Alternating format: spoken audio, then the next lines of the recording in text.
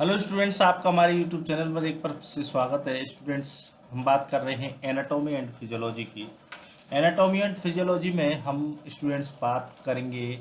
आज का जो हमारा जो चैप्टर हम स्टार्ट करने जा रहे हैं वो है the nervous system. The nervous system, इसका मतलब ये है तंत्र का तंत्र। जो हम बात कर रहे हैं अभी, जो वीडियो बना रहे हैं, जो हम कार्य कर रहे हैं, आप देख रहे हैं, ये सारी चीज़ें जो जिस चीज़ से कंट्रोल होती है, जिस सिस्टम से कंट्रोल होती हैं, वो है नर्वस सिस्टम। नर्वस सिस्टम के द्वारा ये चीज़ें कंट्रोल में हो रही है। ये कोऑर्डिनेशन सिस्टम होता है, किसके साथ में? एंडोक्राइन सिस्टम के साथ में कोऑर्डिनेटली वर्क करता है। तो ये हम बात करेंगे विस्तृत रूप से। तो अगर आपने हमारे यूट्यूब चैनल को अभी तक सब्सक्राइब नहीं किया है तो इसे सब्सक्राइब कर लें। चलिए हम हमारा स्टार्ट करते हैं टॉपिक, और उसका पहला लेक्चर पहला है इंट्रोडक्शन के बारे में बात करेंगे। जो इंट्रोडक्शन जो है उसके बारे में इस वीडियो में बात करेंगे हम। तो the nervous system detects and respond to changes inside the outside the body. Together with the endocrine system, it coordinates and controls vital aspects of body and function, maintains homeostasis. To this end, the nervous system provides an immediate response while endocrine activity is usually slower or more prolonged. तो देखिए क्या है, जो nervous system है वो क्या करता है? डिटेक्ट करता है, फास्टली रेस्पॉन्स करता है तुरंत उसके साथ में। ठीक है, चाहे वो इनसाइड द बॉडी हो या आउटसाइड द बॉडी हो। आउटसाइड द बॉडी का मतलब ये है कि आपने क्या है, आपने किसी के गाल पर थप्पड़ मारा, तो आउटसाइड द बॉडी क्या है, उसको रेस्पॉन्स करना है, तो वो तुरंत से वो अपना हाथ उठा करके उसके गाल पर थप्पड़ जड़ देगा। तो यही वर्क जो होता है वो नर्वस सिस्टम का होता है। लाइक इनसाइड बॉडी की बात करते हैं हम। इनसाइड बॉडी की अगर हम बात करते हैं, आपने क्या किया है कि जैसे इंजेक्शन लगाया। अब इंजेक्शन लगाने से क्या है, जो सेल्स इधर उधर हुई है, ठीक है, तो अब क्या होता है, ये सेल्स इधर उधर हुई, इससे क्या है, जो नर्वस सिस्टम जो है वो नर्वस सिस्टम क्या करेगा, ये कहेगा भाई इसको तुरंत से हील करो। साथ ही इसके क्या है, ये जो दूसरा जो एंडोक्राइन सिस्टम है उसके साथ में मिलकर के ये हमारी बॉडी का होम्योस्टेसिस बना करके रखता है। ठीक है, होम्योस्टेसिस का मतलब ये है हर चीज़ के साथ में बैलेंस चेंज नहीं होने देना। स्टेसिस यानी कि स्टेबिलिटी बनाए रखना। होम्यो यानी हमारा जो एनवायरमेंट ऑफ जो हमारे बॉडी का है उसको एक ही सेम बना करके रखने को हम होम्योस्टेसिस कहते हैं।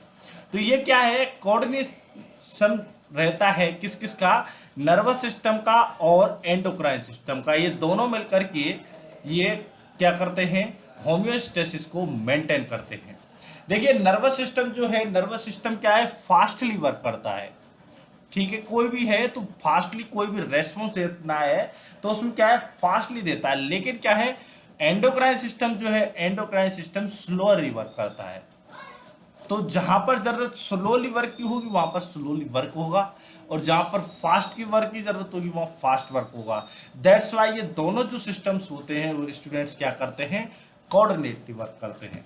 उसी से हमारी जो बॉडी है वो होम्योस्टेसिस बना होता है। आगे बात समझ में ये था कि ये किस प्रकार से वर्क करते हैं।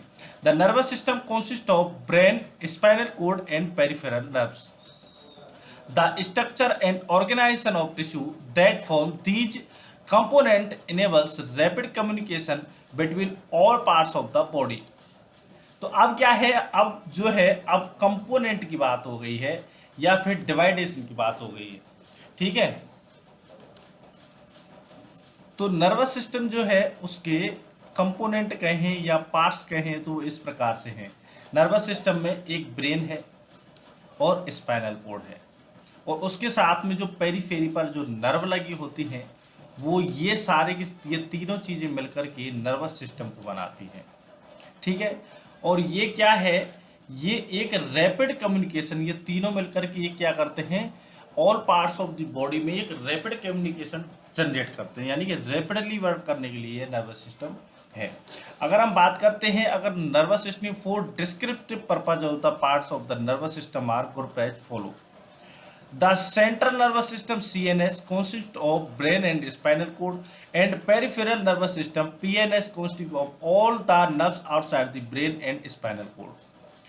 अब देखिए ये हमारी तीन चीज थी, brain and spinal cord and peripheral nerve. अब इनका भी ये नर्वस सिस्टम को भी दो सिस्टम्स में अलग से डिवाइड कर दिया गया है। वो किस प्रकार से कि भाई ब्रेन और स्पाइनल कोड है, इनको सेंट्रल नर्वस सिस्टम नाम दे दिया गया, यानी सीएनएस नाम दे दिया गया है। और जो पेरिफेरल नर्व्स हैं उनको पेरिफेरल नर्वस सिस्टम नाम दे दिया गया है।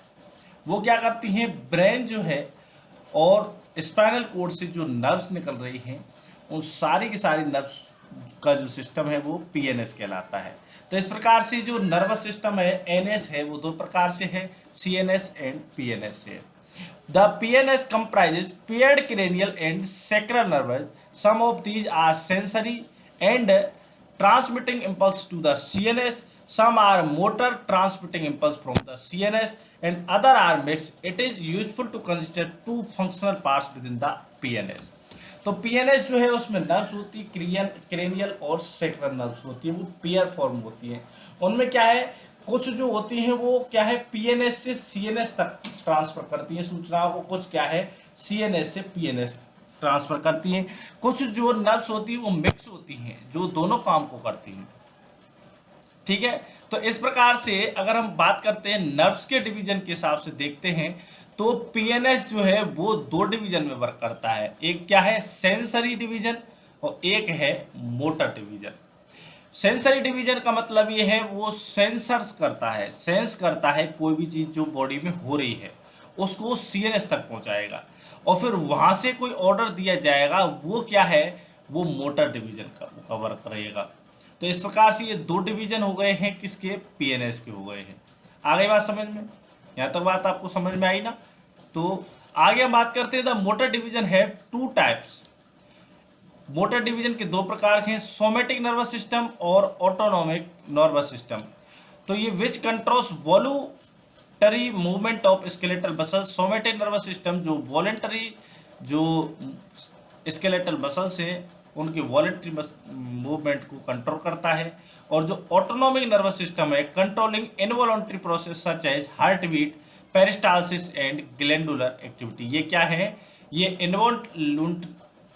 इनवॉलंटरी जो प्रोसेसेस हैं इनको ऑटोनोमिक नर्वस सिस्टम जो है कंट्रोल करता है, जैसे हार्ट बीट है, पेरिस्टालसिस एंड ग्लैंडुलर एक्टिविटी होती है।